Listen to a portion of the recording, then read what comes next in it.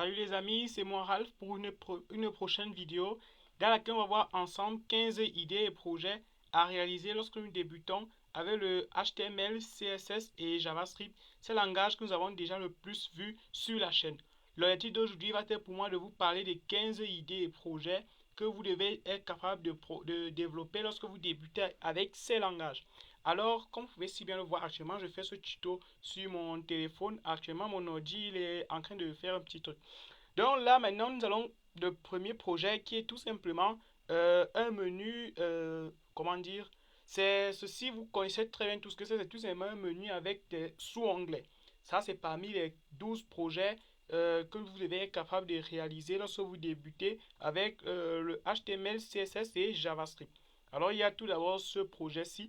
C'est dans une prochaine vidéo, je vous ferai la liste de ces projets, mais en ordre, par ordre de connaissance avec le HTML. Donc, si vous êtes débutant, professionnel, apprenti, etc., etc. Donc, vous devez être capable de réaliser ceci. On voit ceci beaucoup plus dans certains sites internet. Plein de sites web, vous voyez des choses comme ceci. Donc, juste un menu où lorsque l'utilisateur clique, ça fait apparaître des sous-onglets. Nous allons réaliser ceci très bientôt sur la chaîne. Ne vous inquiétez pas, nous allons réaliser ceci avec une version dans les téléphones et une autre dans les ordinateurs. Car à présent, je commencerai à faire ce genre de tuto. Donc, je fais un tuto pour ceux qui ont les ordinateurs. Et ensuite, je fais aussi un tuto pour ceux qui ont les Android. Ça va être aussi simple et facile à vous lorsque vous codez. Nous allons passer au deuxième projet qui est tout simplement une page introduction. Normalement, ce projet-ci, c'est le tout premier projet que vous tous avez l'habitude de réaliser lorsque vous débutez avec le HTML. Alors, c'est tout simplement une page d'introduction où vous allez écrire du texte. Comme bon vous semble, je ne vais pas m'attarder dessus. Je vais dans l'immédiat passer au prochain projet. Car je ne vais pas m'attarder sur ce dernier, il est très simple, très facile à comprendre et très facile à réaliser.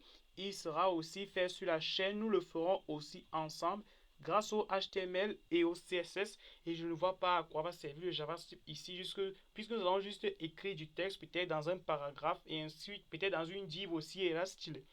Alors nous passons au prochain projet qui est souvent un tout petit peu complexe. C'est tout simplement une calculatrice simple. Alors je vous explique dans l'immédiat.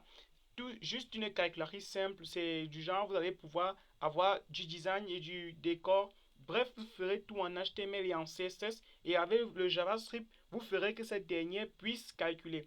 J'ai déjà fait un tuto sur la réalisation d'une calculatrice en HTML, CSS et JavaScript. Je vous ai mis le lien dans la description. Alors, vous voyez déjà un peu ce que vous devez réaliser. Nous allons passer au prochain projet qui est tout simplement un diaporama d'images. Les images doivent être capables de défiler seule à seule, donc une par une ou deux par deux, etc., etc. Vous utiliserez tout simplement les propriétés HTML, du HTML et du CSS. Peut-être vous pouvez aussi le faire en JavaScript, mais je vous propose de mieux le faire en JavaScript, car en JavaScript c'est beaucoup plus facile. Alors nous le ferons ensemble sur la chaîne, ne vous inquiétez pas, je vous présente juste quelques projets que vous pouvez réaliser lorsque vous débutez avec ces langages. Le prochain projet va être aussi simple que ça. C'est tout simplement une galerie d'images. Je vous explique, vous devez juste être capable de réaliser un programme dans lequel nous allons retrouver des images que vous avez gardées. Comme vous pouvez si bien le voir, c'est tout simplement une page web où nous avons des images qui sont rangées à l'intérieur. Vous pouvez créer des divs et mettre les images à l'intérieur, div, section et un header. Tout dépend complètement de vous. Nous allons les réaliser euh, ensemble sur la chaîne. Ne vous inquiétez pas. Alors nous allons passer au prochain projet qui est tout simplement un blog. Je vous explique. Lorsque vous faites un blog peut être comme un groupe, un programme, dans un site où vous parlez personnellement peut-être de quelque chose. Supposons que vous êtes fan du sport. Peut-être moi je suis fan du golf. C'est mon sport préféré. Je peux tout simplement créer un blog dans un programme dans lequel je parle juste du golf. Je vous expliquerai plus de détails dans la prochaine vidéo si celle-ci vous plaît bien et faites plein de petits pouces bleus. Lorsque je ferai le tuto sur la création d'un blog, je vous expliquerai tout d'abord avant de commencer ce que c'est et comment débuter pour bien faire un joli blog. Le prochain projet est aussi simple que ça et le plus réalisé, le plus demandé sur certains sites internet. C'est tout simplement un menu de navigation responsive. Voilà, je vous explique ce que c'est. Donc c'est comme un menu navbar avec un responsive et des sous-onglets, donc des onglets avec des sous-onglets. Je vous explique maintenant. Vous voyez une sorte de bouton lorsque vous placez le curseur dessus, un tout petit peu comme celui-ci. Lorsqu'on clique, il y a des programmes, il y a une page qui s'affiche. Bon, c'est même mieux que je vous ai fait ce tuto dans le téléphone. Ça vous permet de voir un tout petit peu ceci. Donc, vous voyez, lorsque vous cliquez, il y a une petite boîte qui apparaît avec trois options. C'est un tout petit peu ce genre de programme que nous devons réaliser. Alors, le responsive, c'est tout simplement la partie de notre programme qui adaptera notre code, que ce soit HTML, CSS, peu importe, à tout type d'écran. Par exemple, mon programme, supposons que actuellement, je suis en train de faire un site et je n'ai pas encore mis de responsive. Ce qui veut dire que si je prends ce site web et que je le mets dans mon téléphone, il ne sera pas la taille normale de mon téléphone. Alors, je vais vous montrer cela lorsque nous allons faire ce menu de navigation. Nous n'allons pas nous attarder, nous allons passer au prochain projet qui est tout simplement une liste des tâches à faire. Aussi simplement dit, c'est juste une liste où l'utilisateur pourra effectuer des tâches et après avoir effectué une tâche, il n'aura qu'à cocher. Aussi simple que ça, nous allons réaliser ceci dans une prochaine vidéo. Je ne vais pas m'attarder dessus car grâce aux images, je suppose que vous voyez déjà ce que je veux dire.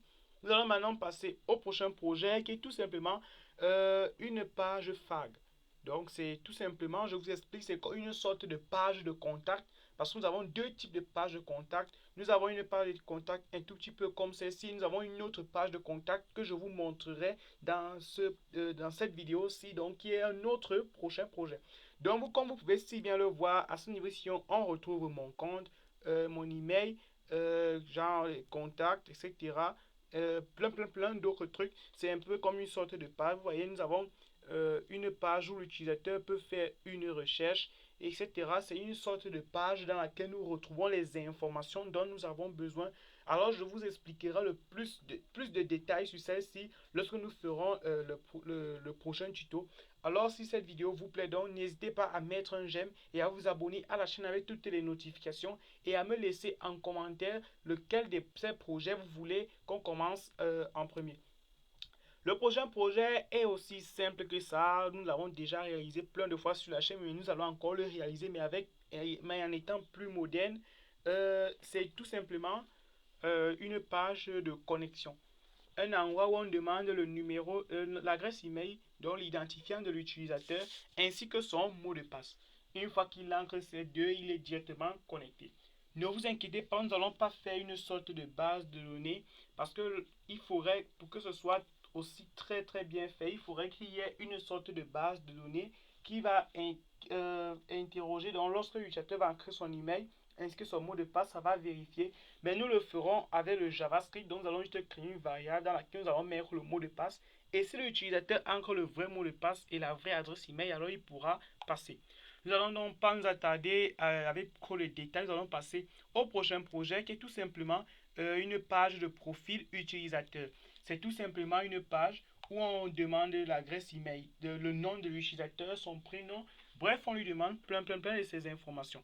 Vous voyez, il y a sa photo de profil qui est là, il y a, il y a aussi son âge, la date, plein de trucs. Nous allons réaliser tout ceci. C'est une page de profil. J'espère que vous comprenez ce que ça veut dire grâce aux images. Nous n'allons pas nous attarder, nous allons passer au prochain projet qui est tout simplement une page de contact. Alors, c'est un peu comme la page phare dont je vous ai parlé, juste un endroit où les utilisateurs auront accès à un moyen pour contacter les développeurs d'une plateforme, d'un site, d'une application, d'un jeu vidéo, etc. ou même d'une intelligence artificielle. Nous allons donc nous arrêter là. C'était tout pour aujourd'hui. J'espère que la vidéo vous a plu. Si cette dernière vous a plu avec ces 12 projets, n'hésitez pas à mettre un j'aime et à vous abonner à la chaîne avec toutes les notifications. Ceci étant dit, ça m'aide beaucoup et ça m'encourage pour la suite. En tout cas, c'était Ralph. Ciao à tous et à la prochaine les amis.